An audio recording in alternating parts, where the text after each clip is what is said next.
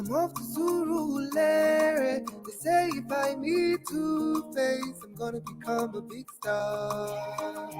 Uncle Suru, they say that I'm daydreaming. Musician life, you know, easy. I wanna become a big star. I'm tired of dreaming of where I want to be, of where I want to go. Uncle Suru, you talk, say you go help me. You say if I believe, I go make a more, I go make a more. I am ready to take over the world, take over the world. Spread my wings and fly away. One day, they're gonna know my name. Uncle Suru, I'm Uncle Suru, Larry.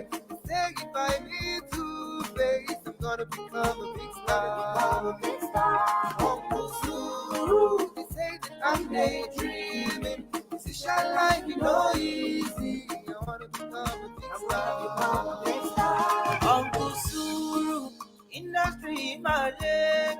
You got to get the connection if you want to become a big star. Uncle Suru, won't carry you where you go. I wanna become a big star. See, I am ready to take over the world. Take over the world. Spread my wings and fly. They go know my name, they go hear my voice. Uncle Suru, I'm Uncle Suru, Larry. Say if I meet Two-Face, I'm gonna become a big star. Uncle Suru, they say that I'm daydreaming. Musician life, you know, easy. I wanna become a big star. Uncle, not true that talk. This walk where we didn't know be local. From the time when I wake up, I dey hustle until my bank account to self wake up. I know, say nothing if you stop me now. My God, they hold me down. Now I know fish out, cause I'm gonna be alright. Uncle Suru, still got a long way to go. I know when you said, you know, say not true. Gotta do what you gotta do. Suru, lying about Suru, up to Suru, Larry. Say if I meet Two-Face, I'm gonna become a big star. Suru, say I'm daydreaming. Musician life, you know, easy.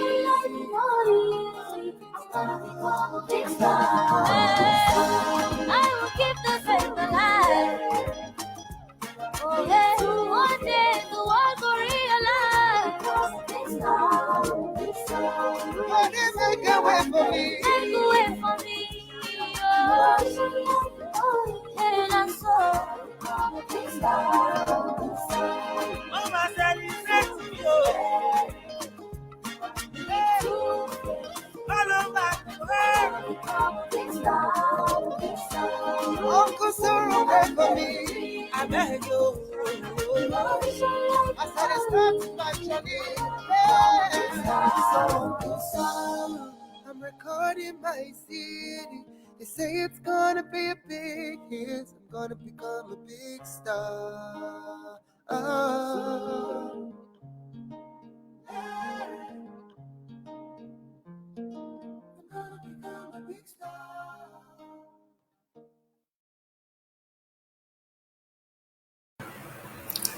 Yay! Excited to be here. Good day, everyone.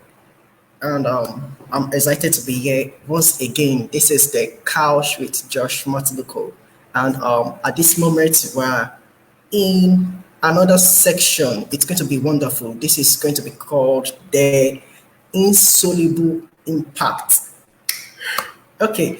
I'm excited to be here. I'm going to be having an amazing guest from Ukraine, and she is a wonderful personality I've known for a while, and I'm interested about how she had, in many ways, moved and beyond tides, make things happen, inspire a lot of people with the way she has been living a lifestyle. And not just that, today is a different section. It's not just going to be like an interview, it's going to be a discussion. So today it's going to be more like we're discussing on the insoluble impact, how we individuals can make an impact in our environment, in our community, we can touch life. What are the things we can do? Many a times, a lot of people are having the heart to implement change, they're having the heart to, touch the world, they're having an heart to do a lot of things, but somehow it seems there's a limitation. It might be personal, it might be individualistic, but whatsoever that limitation is, everybody has the potential to make a difference. And that's why we're here today. Joining with me is Dr. Miss Titi Falade. Ooh. Oh, yeah, good day. I can actually say good evening, right? Yeah, good evening. Yeah, good evening. All right, so welcome to On the Couch with Josh Matiluko. It is wonderful to have you here. I understand that you're a medical doctor. Congratulations. And you're currently in the Ukraine. I know it is no longer called the Ukraine, but it always sounds better that way. But how are you doing today? I'm doing great. How are you doing? I'm good. I'm doing good. Well done, Mark. It's nice to have you here. And I'm sure many people are here because the team in itself, it's captivating, Insoluble Impact. And I was just like, yeah, Insoluble Impact. So let's go. To you, what do you actually think insoluble impact could be? Like, what do you think could be the derivative around insoluble impact? Let's go about that first. Yeah. Okay, insoluble impact should be about, living life intentionally to impact people around you, which will impact the world in a positive way. Yes, because impact can be negative, but then we're aiming to impact people and our world positively by being intentional. Yeah. Okay. Basically, I think we need to know you first, because before we even start discussing much into this, how to impact people positively and the like, before we dive straight into it, we need to know one another. Let's speak. So who are you exactly? Introduce yourself to our guests. Let us know who you are exactly and the like. Okay. My name is Falade MD, and I hail from Ondo State in Nigeria. I'm a medical doctor. I graduated last year, though I'm currently doing my residency in obstetrics and gynecology. Yes, I'm a daughter of Zion. Yeah. And well, I enjoy singing. We know. Yeah, we know that part about you. Yeah. Okay. Before we do dive into it, let me just quickly introduce one or two things to the guest. Okay, so this is it. We are here live and direct. Insoluble impact. First and foremost, we need to work around what exactly is the impact. What exactly is the insolubility? What makes an impact insoluble? Because when we're talking about insoluble impact, for those who are science students, they might begin to think about compounds and things that can actually that's scientific anyway. But let us not go scientifically.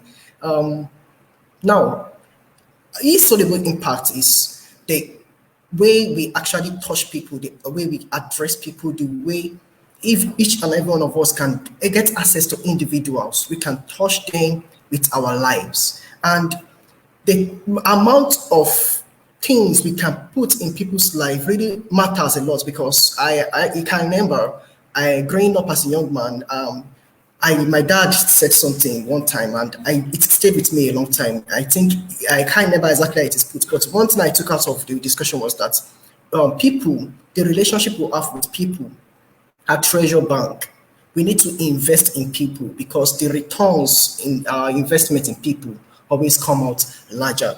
It always come out bigger than we ever expect. So you can, when you do a little, whatsoever you do at the moment, it has a long way to go. It has a long way to go. And that's the basis of our discussion here today. And that's why we are having Dr. Titi Falade. So welcome back, Doctor. Yeah.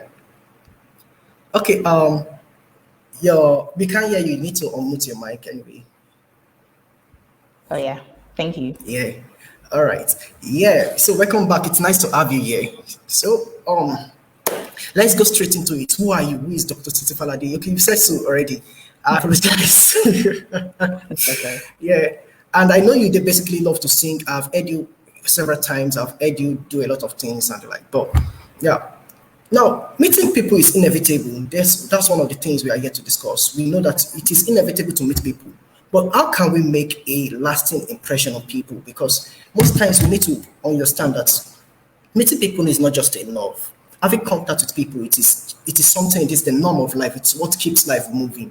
But what our life tells about those people after we are gone, the impression we've made, what they actually can perceive about us really matters more. So tell me, let us discuss. How do you think, what are the things we must put into consideration in our that can implicate our impression of people? Okay.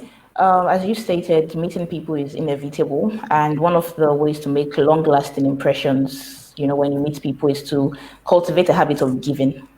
And yeah, by giving, I mean either giving your time, giving your resources, giving your being there for people. Because most people tend to remember who was there for them when they were at the lowest. Most people tend to remember who was there for them when everyone else abandoned them. So one of the ways to make a long-lasting impression on people is to be there for people. And Yeah, mostly. yeah, Yeah. I think we had a discussion and I said something that if you would ask me what is one base of my life, what's one thing I want to do, I want to be giving in totality that every part of me would begin to speak on its own accord. And I think every one of us must begin to consider ourselves as a gift to the world. Yeah, we must begin to shake on ourselves and begin to see ourselves as a gift to the world. Yeah. And we must begin to ask ourselves, what is my gifting doing to people? What implication does my gifting have on people? Until we begin to act in that certain way, we might not be able to get the full stretch of what God really wants for us. Yeah.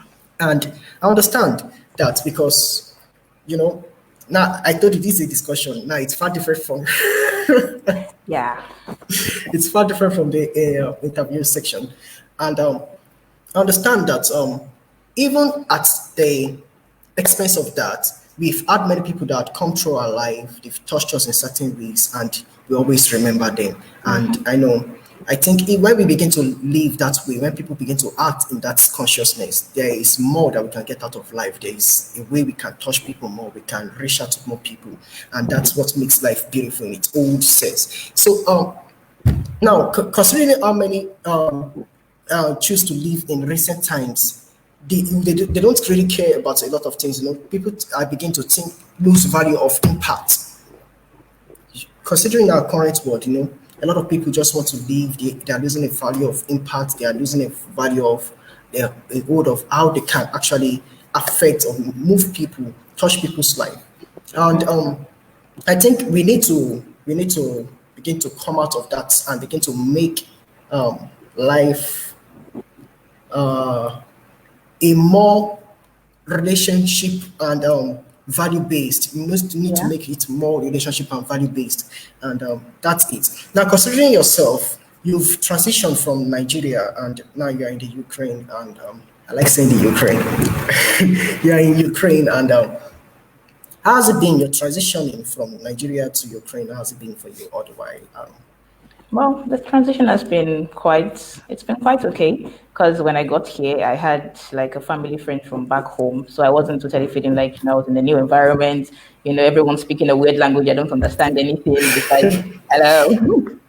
So yes, I had someone to help me out. I had like people who would take you to where you need to buy stuff, people who would help you interpret. Like there are times when maybe you would need to communicate concerning particular things, and you'd have people who would just make themselves available and help you translate during the time when I was still learning the language. Because when you get here, you learn the language for about 3 years. So 3 years. Yeah, you learn the language for 3 years, but that's while you're doing your course. Like you learn it Okay. side by side, yes. So you learn it for 3 years. So Yeah. at least during the period where I was still learning, we had people who helped me through, and who helped who helped me interpret. So yeah, and then as time went on, I like had a family here. You know that thing where you have Okay. Yeah. Yeah. Yeah. yeah. I had You like can a always family rate. here. Yeah. Yes. That's cool. That's cool. Now, basically, can you actually speak the language now? Do you actually speak Ukrainian or Russian now? Russian. Okay, yeah. I speak Russian up to an extent. Okay. Okay. But besides, I think in Ukraine, how many languages are being spoken basically? Russian and Russian Ukrainian. is the And official Ukrainian. language. Okay. Yeah. Okay. So to a certain extent, you can speak Russian. Then greet our people in Russia. Let us go. Здравствуйте, люди, как у вас? I just said hello, people. How are you doing? Oh, hello. Graspiskali Lakufars. Oh my God. Здравствуйте. Oh, okay. Привет. That one is simpler. Привет. Okay, brilliant. Yeah. Okay. Okay, that's cool. Now, as it is now in the environment in Ukraine over there, and you're talking about having people over there to help you over there, and like, how has it been around those people? What are the things that you've discovered? Since you've actually changed this environment from this place to the other side there. Or what are the things you've discovered? How can you relate? What are the things you've actually discovered in your little while there? Okay, in my little while here, I've discovered that, I've discovered how do I put it? To treat people not collectively, but individually. You can be tempted because someone has offended you and you feel as if, a whole group of people, you put it out on all of them. But then I've learned that actually people are quite individual and you have to learn to treat each one individually. So even if you get betrayed by a particular friend, because betrayal is inevitable, yeah. So even if you get betrayed by a particular friend, you don't put all of them in the collective. You don't generalize it. Yeah, you don't generalize it. Like you learn to treat people individually. So that's one I've learned through meeting people. Yeah, but basically, there's a lesson there also. I think as Nigerians, a lot of Nigerians will tell you they are facing challenges in foreign countries. In Dubai, the United Arab Emirates, and other places where Nigerians have been stigmatized for a lot of things. Because a Nigerian did something, or a national of one country, not just we're talking about Nigeria now, a national of one country did something, and everybody just begin to take it like, oh yeah, it is a general thing. Yeah, that's how they behave and like. And yeah, I think that's where we need to come in. Everyone is an individual, and every individual has a role, has an impact to play, has a role to play. Although we must also understand that the role you play as a person can actually speak on a larger group. Yeah. So that's why we must all be careful, because you must tread carefully in that part that, okay, what I'm doing right now, it actually can speak for a larger group than myself. Especially if those in the faith, you are known for something as a doctor, whatsoever profession. When you do something and it's almost like, let me give you one generalization about doctors. I hope it is true. I'm listening. Okay, a lot of people I've seen this on social media a lot, and is it actually true? The handwriting, why does the handwriting has to be so complicated? I have a nice handwriting. It's just a generalization, no, really. It's just a generalization. Especially when they're writing drugs for you and they ask you to take it to the pharmacy. You don't know if this is a life or death. They just wrote something. You're looking at it. What is this? Okay. It's not meant for you to read. It's meant for the pharmacist. So why are you trying to read the prescription? So I begin to feel probably it's more like a code. Maybe it's like, okay, you're being trained that, okay, at times when you're going to give the patient something, you need to encode in a way and like, so that they don't just go and branch somewhere else. No, maybe other schools offer that course. But my school did not offer course on bad handwriting. Nah. Yeah, so that's a generalization anyway, and we've seen it a lot, and it's easier because when you change environment, people want to understand you want to understand those that are there already, citizens of that environment, and you that are coming into that new environment, somebody else, people are trying to understand you. They want to know how you behave, your culture, what it really means to you and the like. And we need to be able to give people example, be a role model, even though you are, no matter what your position is, you must be able to be a role model for other people to see and check out and act upon. I think that's very, very key there.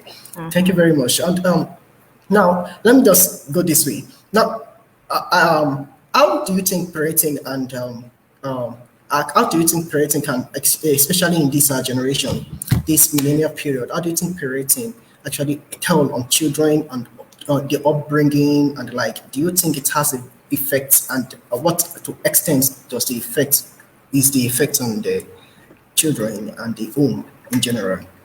Okay, personally, I believe parenting, like as a parent, you are the first teacher in the life of your child. Like you're the first teacher your child experiences. I was watching an experiment being carried out where the child was like less than a year old. So they put the child with the mother. They told the mother to interact with the child. The child was smiling, happy, and everything. Then they told the mother to turn away, and then the mother should look back at the child. But if the child is trying to play with the mother should just like keep a still face, don't try and interact with the child. And all of a sudden we noticed that the child also started withdrawing, and the child started making like some particular kind of expressions that you'd find, okay, the child was getting agitated, the child was getting frustrated, and then they were just, okay, the whole aim of the experiment was trying to teach us that, okay, a lot of children, as they grow up, when they experience abandonment from their parents, it tends to impact them. That's where you'd hear things like, okay, that's where you hear things like childhood trauma.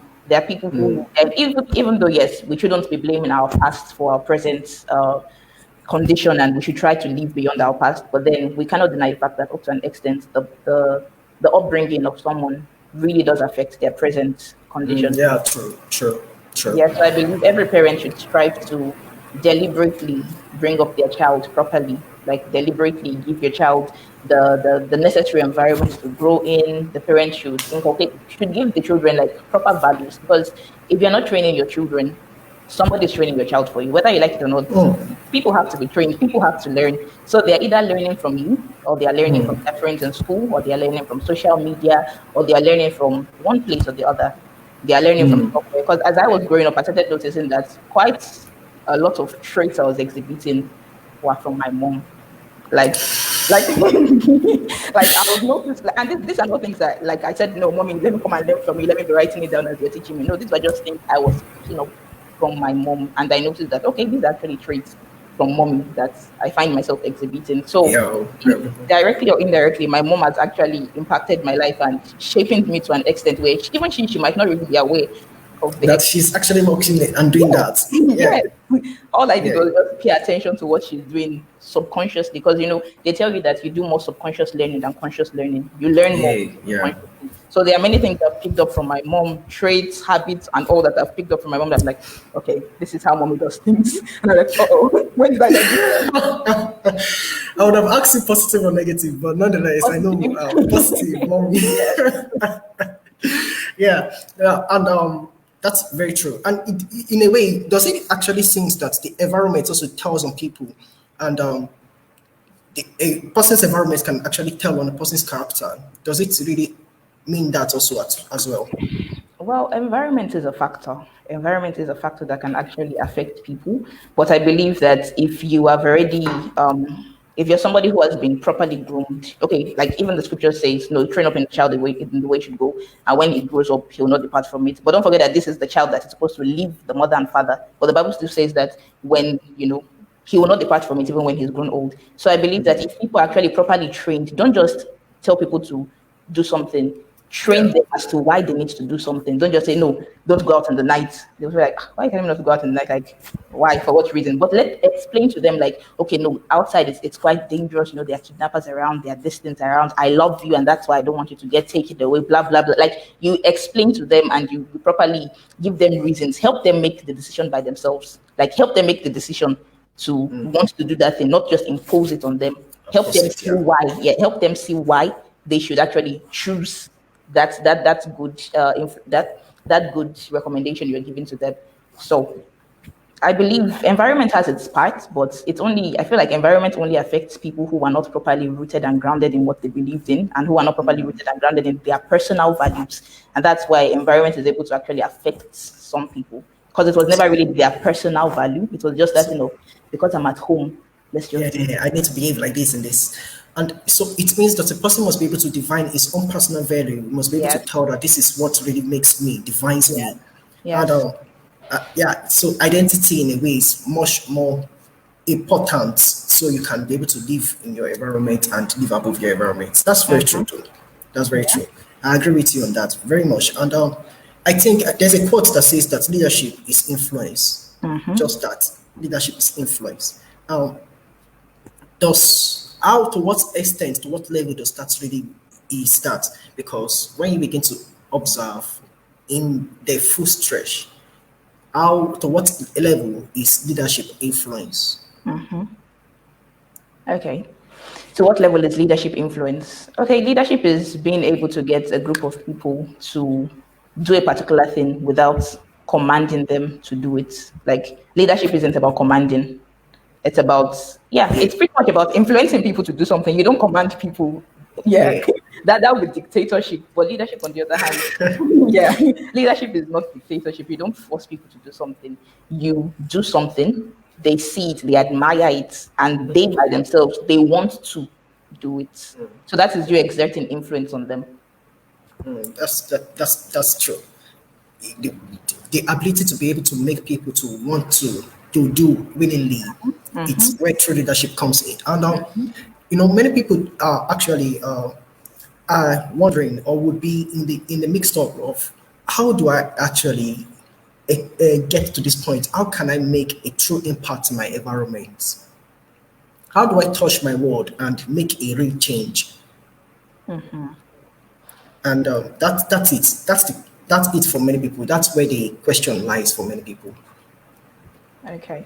How can you make an impact in your world? First of all, discover what area you want to make an impact in, because we've got many areas. Because we're so concerned about, I want to make an impact in the world. Like, there are so many places to make an impact in. So it's just like saying, no, I want to go to university. I want to go to university. Okay, auntie, what do you want to go and do? What do you want to study in the university? No, I just know I want to go to the university.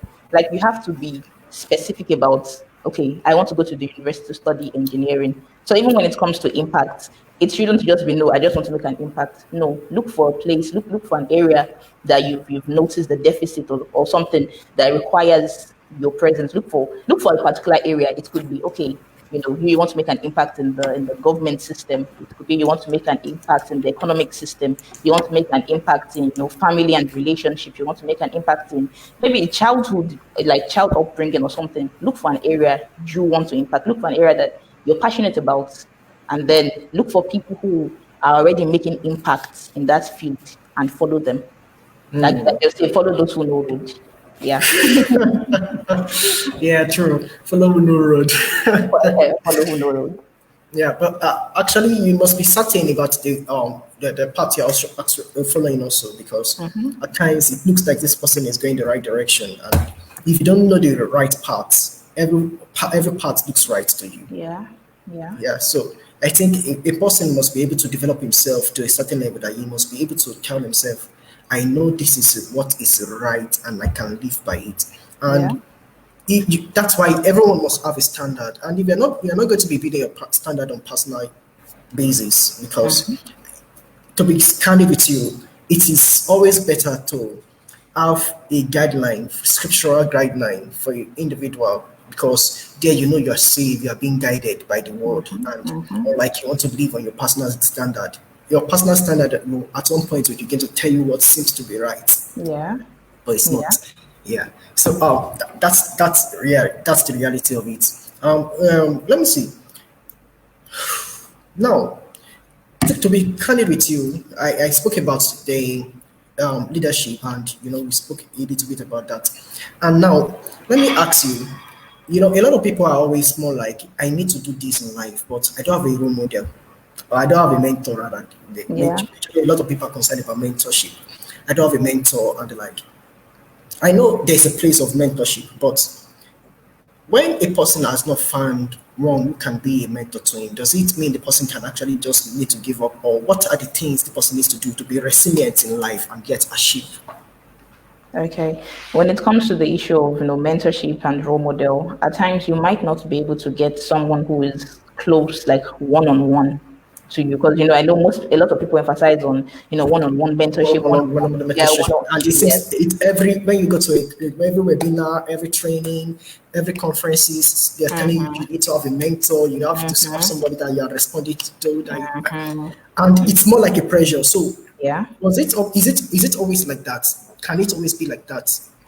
Well, it can't always be like that, because there are times where you will not get the role model or the mentor you need on a one-on-one basis, where the way you would follow them is okay, because the mentor you want to meet, the reason why you want to relate with the mentor or relate with the role model is because you want to know their mind, how they think, how they how they would react in a particular situation, how they would handle a particular situation. Now, I believe, thank God for for the internet, thank God for people who write books. I believe if you're really serious about mentorship, you would actually get books and read, because books are people pouring out their hearts, pouring out their minds in written form, writing their beliefs, writing how to resolve things, writing it out in a book. And now, by the time you read a book, you're being exposed to the mind of the person. Just like when we want to know God, what does God give us? He gives us why read your Bible. So as you read the word, you get to know God the more. So even when it comes to mentorship, I believe as you read a person's book, you get to know the mind of the person, to the extent where you start thinking like the person. Like, same way the Bible also causes us to start thinking like God. We start reacting to situations. How would God react to this situation based off how we've read how God reacted to situations, from Genesis to Revelation. We've seen the way He's worked all through. So now it causes us to begin to think like Him. So now, when it comes to mentorship, also, I believe we should take advantage of what we have in our generation. We might not really necessarily have the advantage of having one-on-one mentorship, one-on-one role model kind of situation, but we should take advantage of what we do have, which is we have people having this thing, they have podcasts, they have books Yeah. they've written. So take advantage of those ones. As you read it more, as you spend time with their materials, you will actually begin to think and process things like your mentor, and begin to also replicate what they've replicated, what they've already done. You begin to replicate what they've done. So it's more like you need to be serious about yourself first, and not not keep on waiting for the moment when somebody would come into your life that you can actually relate to on a one-on-one. But Yeah. you can bring their influences, you can bring their words into your environment, and Exactly. I think many people need to hear that, because I have heard a lot of people speak to me and say a lot of things about, they don't have somebody they are responsible to, they don't have somebody they can share with and the like. Now, there's a difference. Oh, okay, yeah, exactly. Let me even ask exactly, because as a friend, can the difference or the role a friend play in the life of an individual, can it be far-fetched from that a mentor can play? Or is it necessarily your mentor could be age, I believe, and like, I think to me, if I would say, let me just give you this answer first. If I would say, I think basically a lot of people, you need to know that your friend is a confidant also. Yeah. Yeah, it's someone you can share with, especially if the person is working in wisdom that are not easily fetched. And but as per role models and mentor, I think it has to be. So am I correct there? When a role model and a mentor has to be somebody ahead of you, someone who is far achieving than you are. Am I correct over there? Yeah, the person has to be ahead of you, because you're following them. For you to follow somebody, the person has to be ahead of you. Might not necessarily be age wise, because we have people who are accomplishing things at very young ages this day, where even you that you're older, you're coming to learn from them. Yeah. So yes, the person has to be ahead of you, not necessarily age wise, but based off what they've experienced, based off what they've learned, or based off their achievements, they have to be ahead of you. Yeah, they just have to be ahead of you. They have to be ahead Yeah. of you. Yeah. If not, you'll be called colleagues because you're in the same level. Yeah, tell me about that. If for someone to be a mentor, the person has to be ahead of you. The person is somebody who is able to impart something you don't know to you. But a colleague, on the other hand, we are pretty much in the same level. We are pretty much learning the same thing. We are pretty much experiencing the same trials of life at the same time, and still trying to, find our way through life.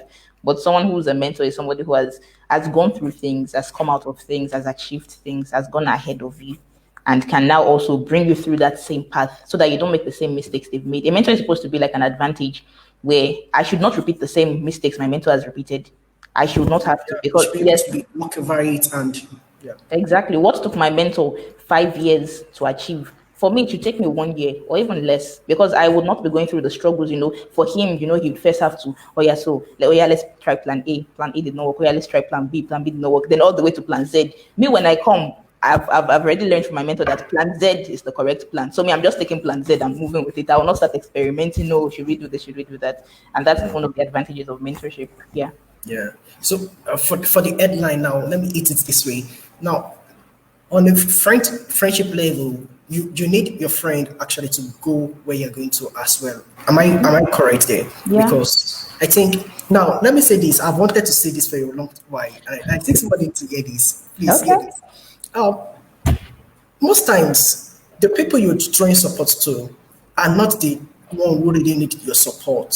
Those that are in your inner cycle, those that are around you, you need to support them mostly because I think somebody needs to hear this. You have a friend who is doing a business and is doing it well. Probably is rendering a service and he can do is render a service well. You you and somebody need a end on that business or on that service and instead of you to bring people you are bringing somebody else. You want to celebrate. I think we need to hear this because basically I live by the scriptures and Yeah. I love the word of Christ that says that if I be lifted up, I will draw men unto myself, and it means that so your own lifting is somebody else's opportunity to be lifted, and even as you are going along the line, try and push somebody up. Yeah. Yeah. Yeah.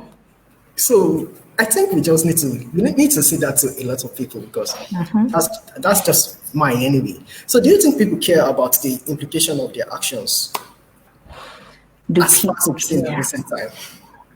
Do people care about the implications of their actions? Okay, it's two-way, yes and no, because we cannot just generalize people into okay, no, people don't. Because I do see people who care about the implications of their actions, and then I can't just say no, yes, because I've seen people who don't care. So there are actually two categories of people. There are people who do care about the implications of their action, where everything they do today, they are thinking about okay, so how will this affect me in times to come? How would this affect my future? And then we have those ones who are just living for the now and just however it is, Should people actually really care about the implications of their actions? Should they? they should, because where I am today right now is an implication of what I did last year, last month, last week, yesterday. Where I am right now is a result of that place. So now if I know that I'm going to be somewhere in the future, 2022 is going to come.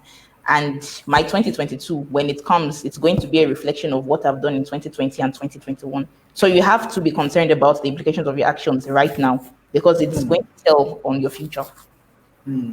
So whatever you're doing now, you need to be careful for it. And because the reason why I'm asking this question is because I think many people don't consider that when they're acting.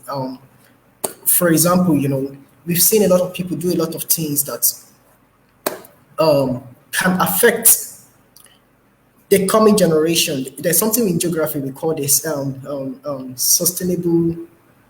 Sustainability. It's sustainable development or so. I can't remember exactly how it is called. Magic. Can you imagine?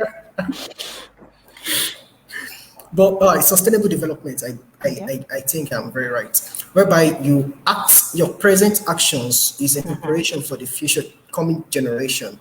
And if we put a lot of that into consideration, I think a lot of people will not be able to act the way they do. And the kind of life you live on social media, the kind of things you say, you begin to censor them more and begin to act that, okay, these things I'm doing, somebody else will come after me that would need a lamp to walk with, that would need something, a direction. And if I'm not there to explain to this person that the end of this part or what I'm doing right now does not really release, the person would believe this is a part and would want to walk through it. And I think we just need to put that into consideration. A lot of people need to put that into consideration. What you do today is not just for you. It's not just for you. It's going to speak beyond yourself. And that's where a lot of people should come in. Even yourself, I can imagine, I was talking about in the live, one of the live stream I had one time, the life on the couch, I said something, and I don't know if you know, but a lot of people have been telling me about Apostle Joshua Selman. Now I know you would remember. And it was more like they just told me, and I'll go online. I got search for Apostle Suleiman, and, Oh, and I'm always like, yeah, I'm always like, oh, this is Apostle Suleiman. I know him already. yeah. I like what he's doing. And like, but the things that I said about Apostle Joshua Selman is far different from what Apostle Suleiman is doing. So Yeah. we would have a discussion now. They'll tell me, Apostle Joshua Selman, Joshua, you need to go and listen to him. And I would go. And when I go online, search, I'll still search for Apostle Joseph Suleiman. Because their names are similar. So similar. And the moment you're typing Apostle on YouTube, it is bringing Suleiman. Yeah. So yeah. it's like, I was like, oh God. And then I left it. But one time one time you contacted me and we spoke. And you mentioned Apostle Joshua Selman. Yeah. And when I said, yeah, I'm hearing about him, but I've not been able, and you just sent me the link. And the first message you sent to me was Conquering Cosmos. Mm-hmm. You remember? I remember. Yeah, you sent me Conquering Cosmos. And that was a life changer for me. I heard Conquering Cosmos and heard Conquering Cosmos over and over. Then I went to the other messages and but I still went back to Conquering Cosmos. That's because it was speaking about how we can engage ourselves in this world and rule, not to make impact that really matters in this world. And I need to say thank you for that first. So thank you for that. And that's it. You acted on something one time. You did that. Now I'm sure if I don't narrate this story, you might not even remember. You might not know how what that had done to me, how impactful that had been to me. I might later know about Apostle Joshua Selman, but it might not have been through you. Yeah. So I think a lot of people need to put into consideration and begin to weigh your words, weigh your action. What am I doing? How will it speak for me when I'm gone? How will this that I'm doing, how will it be able to engage other people and make them thrive to become better? You know, you must not act as an oppression.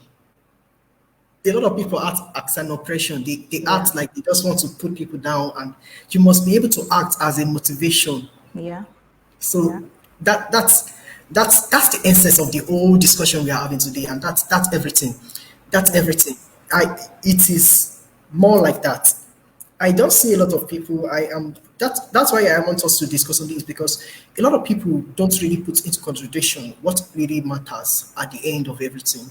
And until we begin to act in that way, begin to see that in that light, we will then begin to realize that we can do better than the way we're doing. We can live better than the way we are living. I saw something today also, which says that if at the end it may come out good or you come out blessed or whatever, but if it is not yet blessed, if you're not yet blessed at the end, then it's not the end. Word. So if somebody needs to know, don't give up yet. You must continue doing. You must continue giving. And I want to mention, because of I'm doing for people, because I'm doing right for people, because I'm actually trying to help people on this path, and I get backstabbed a lot of times. A lot of people, they eat on me. It's more like the repercussion is always bad. And what I'm doing is actually, I feel it's good enough for the people. Should that kind of person continue, or what could keep the person moving? What do you think could keep the person moving, even when you're willing to continue, and the way the actions of people would not let you? What do you think could keep someone moving in that kind of position? Okay, in that kind of position, you have to understand that you're living a life of impact because you are an impactful person. You're not doing it because of them. You are doing it because of who you are. So even when you get people who backstab you, people who, people would come and get advice from you and then still go and do whatever they still want to do and just, shun it or whatever. Even though you'd have people who are like that, you don't let that affect you. I know it can be quite draining at times when you're trying to help people, when you're trying to when you're trying to help people, like they are keeping you out, or they are they are hurting you in the process, but then you understand that you're not doing it because of them, you're doing it because of who you are. You are a light. So your job is to just shine despite their actions. You still maintain who you are, even though they've treated you bad. One day there'll be someone who actually needs you. But now, by the time that person needs you, are you still going to be consistent with your impact, or would you have already given up because of somebody who hurt you in the past? Now, would you, because of somebody who hurt you yesterday, deprive the person who needs you tomorrow of the impact they need from you? That would be unfair on the person who needs you tomorrow. So you keep at it, really. It can be draining at times. It can be draining, but you keep at it. You keep at it. So because of someone hurt you yesterday, you don't actually stop because of person you're going to impact tomorrow. Yes. That's very true. That's very true. Now, first and foremost, let me go on a quick commercial break. For every one of us that are going through with us at the moment, next week we're going to be having, next month rather, we're going to be having our on the couch section rather.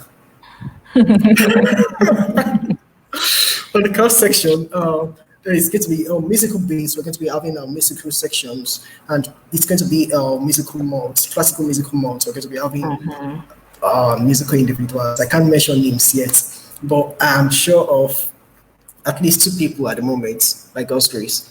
They'll be coming in live. Hopefully, hope we can all join in. It's going to be called a musical special. That one is going to be different from these. I love music. And same here. I hopefully hope that it can actually come in with other people. And that's it. Now, why do I actually go to that way first? Because I want to ask this kind of question. Now, the music, the movies, and the those that are in the media industry, that's more like someone like me anyway. I really want to. But yeah, the medical line, and I can't throw away the fact that you actually started with music and you are still a strong music personnel. You do a lot of, people who don't know, you are into music fully and not fully, exactly. But I hopefully think one time it will come to a place where you would say medicine or music, MM. Yeah. Okay. So, why, as a music individual, as a musician, let me ask you this question now. To what extent do you think your music can actually influence people's action, can help people achieve better? What impact or what role can your music play? Okay. We understand, what we call the power of words, and that words are very powerful. Words can motivate people, and words can also pull people down. And now, when you're singing is pretty much words put in melody, words with, words with instruments and a tone to it, with a pitch and all that. So yeah, music can actually impact people because there are times when I would go through, like, okay, I'm someone who loves going through comment section of practically everything. If I watch a movie, I have to go through the comment section and see how people responded to the movie. Yeah, if I watch, let's say, a seminar, I have to see how people responded to it. If I watch even something down to a music video, I just find myself going through the comment section because I have to see. And you see people who are busy, who put things like, when it comes to music, you see people put things like, I just lost my wife to cancer, and I was going through a rough time. I was just going through YouTube, and I came across your music, and right now, yes, and those things just get me so emotional that I'm like, wow, okay, so somebody is just there, just doing her thing, doing his thing, just singing, yet a life is being blessed because of this person's song, because the words are ministering to the person, because music in itself can actually heal wounds. When it's words that are uplifting, it can actually bring about healing. When you see, okay, there are some songs that when you're going through heartbreaks, just run away from those songs because you just cry. Or even if you're not going through a heartbreak, there are those songs you just play. You don't have a boyfriend though, but you just start crying because of the song. Like, it carries so much, so much sadness and so much negative emotions with it that you start crying. Music has the ability to actually, to motivate. You hear songs like, songs of victory, where it inspires you to want to win. Always, you can have songs that pretty much songs that inspire you to do better, songs that inspire you that come out of the cycle you're in, and there's more out there that's better for you and all that. Unfortunately, we're having more and more corrupt music that just focuses on, the sexuality of a woman, doing something, a woman doing that, yo, I have money in the bag. And, it's like we're just focusing on vanity and vanity. And it's like, what exactly? So the more we're having music focused on sexuality, the more we're having music focused on, I must get that money, whatever it takes. I must get that, secure that bag, no matter who I have to take out. That's where the youth are more concerned about money, where they don't care if they have to kill someone to get money. They don't care if they have to make a family cry to get money, because those are the kind of songs they listen to. And music actually has a large influence on us, whether we like it or not. Music actually does play. It does. It does. On us. Yeah, it does. Yeah, I think even people in the arts, people who are in the your writer, poetry, and the like, they must recognize this, that what you're doing is you're actually having an implication on people. Yeah. You're having an impact on people. You're deciding how people would live. I think the Rwanda genocide was instigated with radio media. Can you imagine? The one that wiped out almost a whole tribe. And they're like, can you imagine? So I can never one of Asha's song as you were speaking. That's Fire on the Mountain. There's a part that says that, so little Lucy turned 16. And like the movie she's been seeing, she have a lover in her daddy. She can't tell nobody. As we were speaking, I remembered that because the lyrics there says like the movie she's been seeing.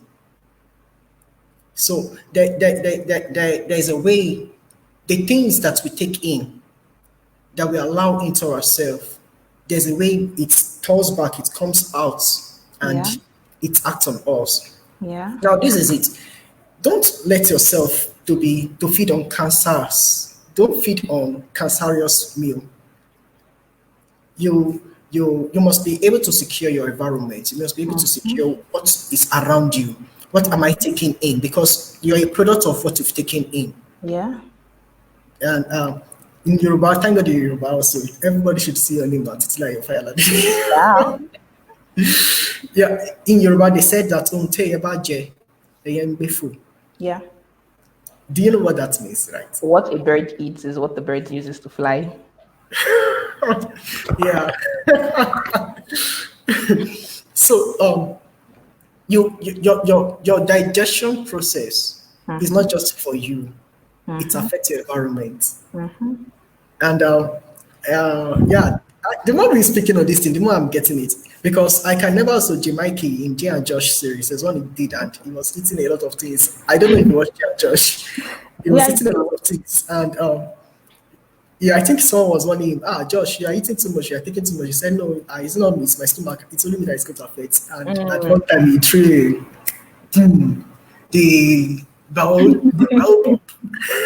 Really and everyone was a mess. Now, that's just a scenario, but the truth of the matter is that as you feed on yourself, you are creating an environment. Yeah. You are creating an atmosphere around you. If you feed on fear, you are creating fear around you. Everything that begins to happen around you will create fear. Yeah. People would all of a sudden want to threaten you. You begin to see yourself in an endangered environment. If you create a certain level of faith, you would only have that level of faith. If you begin to create in your environment a certain level of understanding, a certain level of extraordinary wisdom, you begin to have the opportunity to portray those things, to begin to work out in those environments, work out those things. Because your environment is a product of what you have allowed. Yeah. Yeah. So for the typical example, I don't know, but someone might be in Lagos, maybe one of the most dangerous places in Lagos, and I can't imagine though. I don't know where it's exactly dangerous in Lagos, but Lagos is a very beautiful place. But let me just take, for example, you're in a very, very toxic environment where everything can be chaotic. But if you allow your mindset to come out of that environment and build on what you could be, even outside beyond that environment, you would get better. You would be able to produce more. And what you what you are producing is what you can attract. Yeah. So I think that's that for that. Yeah. Sure. Yeah. Let me see. I have personal questions to ask you though. So I am trying to go around all the general questions before I get this thing. Now we spoke about investing in people. We spoke about how we can invest in people, and at the end of the day, it does not turn out. But you must be able to keep up with that, be able to do Yeah. better at that, and the like. Now, tell me what are the on a personal level, what are the kind of things, or what are the kind of things do you think actually influenced you mostly, and why do you think those kind of things influenced you?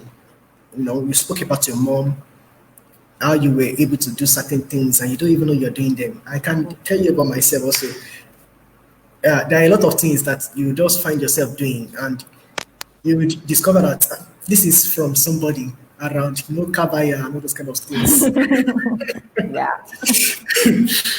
And you will just discover that, okay, it's because of I'm in communication with somebody Yeah. for a while, and this is why I can behave this way. Now, what are those, on a personal level to you, what are the things you've seen and that has really helped you, helped your mindset, help you to stay focused, help you to, chase what you're chasing, and, still keep you going at this moment? Okay, when it comes to things that have, influenced me and shaping me to this moment, besides my parents, who are my primary influence, while growing up, I've always been someone who loves to read. Like yeah, because while growing up, I was very introverted, so I didn't really used to talk to people. I used to find my comfort and my own entertainment was with books. So books for my friends. So while everybody is not busy out there mingling and doing whatever, I'll probably get a book. I could be in a social gathering, and when it starts getting awkward and all, I'll just get my phone. There'll be a book there, and I'll start reading and all. So I had books written by different people. Some of them I don't even remember the authors, but I just had different books that someone would recommend to me that I spent time reading, such that while I was growing up, many mistakes youths of my age would have made, I was able to overcome them. I was able to skip that. They would, there are some things that when you're youth, you're expected to, be crushed by certain things and all. But for me, thankfully, with the help of God and also help of knowledge and things I'd acquired through reading, I'd read up about people's lives, I'd read up about, people's mistakes, how they came out of it. I'd read up about, how like the end result of particular actions, such that even when I felt like doing certain things, I would know that, okay, no, this would lead here, this would lead here, this would lead here. So the fact that I was exposed to learning about people's life, the fact that I was exposed to learning about people's lives and how they've walked through life, it helped me avoid certain things, and it also helped me start certain things early. Not, there's some people who tell you that it's when they're 30 they started realizing certain things. For me, on the other hand, I knew earlier because of what I was exposed to. Like even when it comes to my social media, I am very, very picky about who I follow. Like I am picky. Okay. I am picky about who I follow. Like I will just not follow you anyhow because I'm not just looking at social media as just entertainment. I'm looking at something that can actually influence me. That's something that has the power to influence me. So I'm not just going to let you into my space if you're not going to come with anything that can inspire me, help me, motivate me, make me better. So I follow certain people who, each and every day they would come and share their stories, they would come and share their lives, they would come and these are people who are pretty much very open and vulnerable. And I feel like, these are things that even as we continue to grow and learn, we should also learn to do such that we share our mistakes with others. Like we should not be ashamed to share our mistakes and errors with others, especially those who are coming up. I feel like we are a generation where all of us want to paint as if we are perfect. And so even when we've made mistakes, we don't want to put it out there because we've painted an image of a perfect being to everyone. But these other people, in as much as these people are high and respected and all, these people would still come and share that no, they experienced There's this. a time they went through this and that. Yes, like you'd be like, minister, even if you experience so they would come and they were so open, and I feel like those were the things that helped me because I had people who were ahead and they were open. They would not just come and paint as if their lives were perfect. They would let you know about their mistakes. If they got pregnant while they were younger, they would let you know this and this. If they were into drugs when they were younger, they would let you know no, avoid this. And like they were so open and so vulnerable with their lives, and I feel that is what we also should learn, such that there's always something we have that we can teach someone else. There's always, we always feel as if it's until we achieve a particular height before we can start helping people. But there are certain things you've already experienced based off age. There are certain things you've passed through based Even on, at this our level. yes, that you can help others. Something as simple as, you failed jump twice, and you kept at it, and you share with others. You inspire. You don't know how many people who just failed jump once and boom, they want to commit suicide.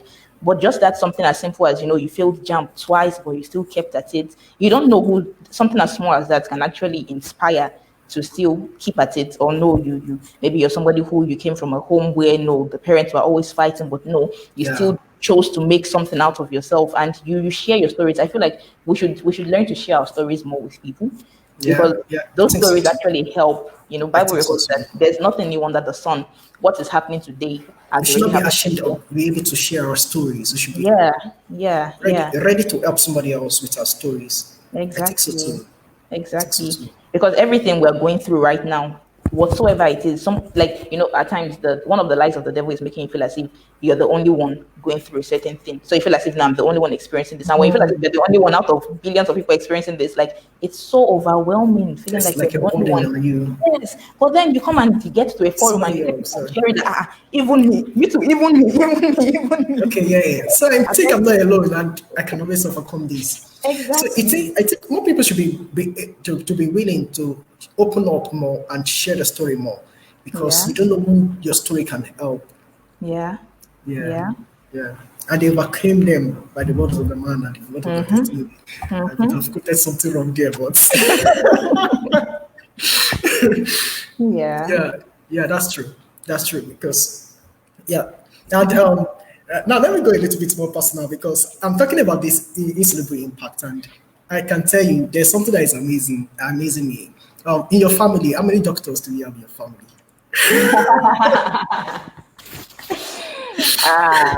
Okay, how many doctors in the line of medicine? How many people do we have in the line of medicine? In the line of medicine, we are 4 in the line of medicine. Yeah. Okay. So, like, out of how many siblings, how many children in the family? Out of 5. 5 children, 4 are in medicine. Okay, 3 children in medicine. Then mommy. Okay, no, we have 4 children in medicine. We have 2 who are still in medical school. We have 2 who have graduated, and my elder brother. We are medical doctors. Anatomists, medical doctors. Yeah. And then, we have mommy. Yeah. Then we have mommy, who's also doctor. So who influenced who? I don't know. I really don't know, because while growing up, I knew that it was just I and my elder brother that were talking about medicine. And then by the time my elder brother got to like maybe SS2, he had one close friend like that who was busy talking about, engineering.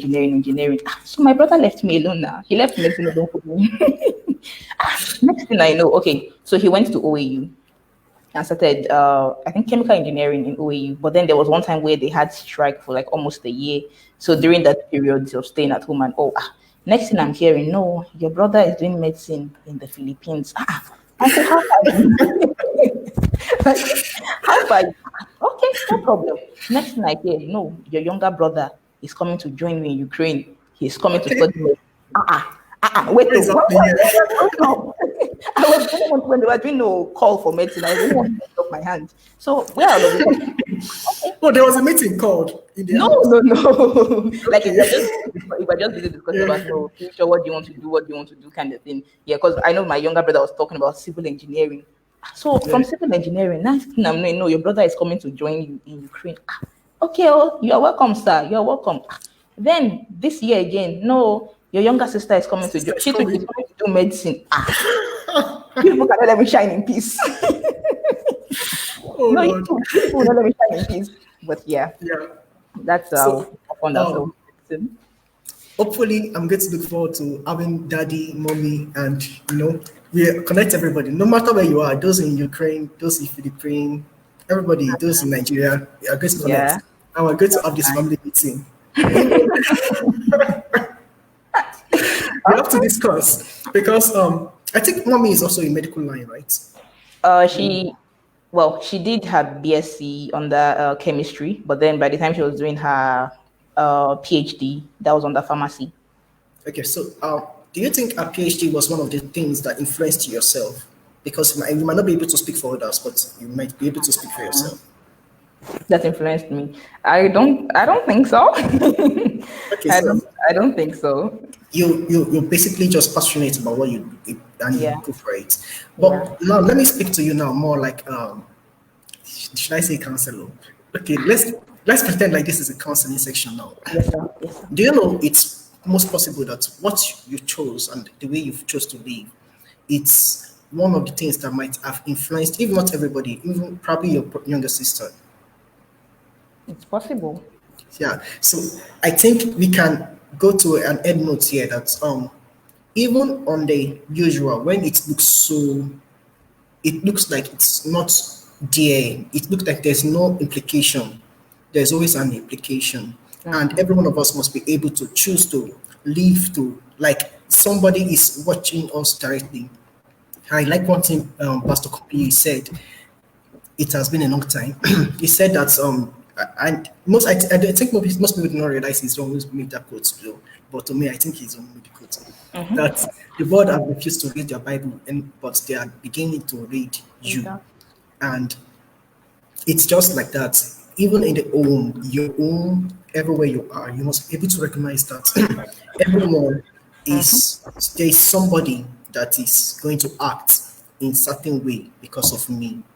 There's somebody that is going to speak in certain way. There's somebody that's going to choose life in certain way because of me.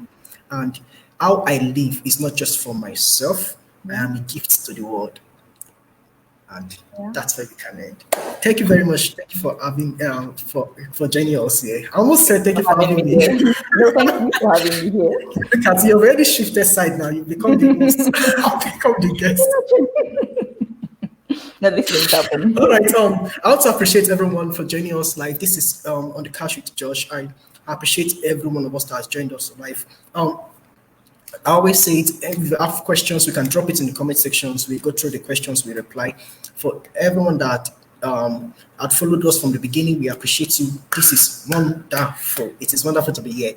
And I want to also mention for those that might be willing, probably on sponsorship, you want to sponsor us on one or two things, probably you want to give us something, there's something you want to sponsor us for, please endeavor to do that. Don't fail to do that. We actually make use of everything you send to us and we make use of it well. Probably you have a product you want to